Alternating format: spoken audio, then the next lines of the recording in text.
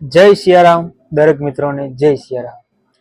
તો મિત્રો, તમે ક્યારે પણ કોઈ પણ નવો ધંધો કરવાના હોય ને એટલે તમારા દિલમાં બહુ ઘણો બધો ઉત્સાહ હોય કે આપણે નવો કંઈક ધંધો કરવાના છીએ, પણ અમુક ટાઈમ એવું બની જાય ને કે એ ધંધા માટેની વસ્તુ તમે જ્યાંથી લેવા જાઓ ને એ કારણ તમારા ઉપર એવડું મોટું ફ્રોડ થાય ને એટલે તમે વખા થઈ જાય તમારે કે ભાઈ આવડું મોટું ફ્રોડ। એવું ફ્રોડ મારા જીવનમાં એક વખત નહીં 2 વખત થયેલું। એક તો જ્યારે મેં કેમેરો લીધો ત્યારે ફ્રોડ થયેલું, બીજું કે જ્યારે મેં મારું પ્લોટર મશીન લીધું ને ત્યારે ફ્રોડ થયેલું।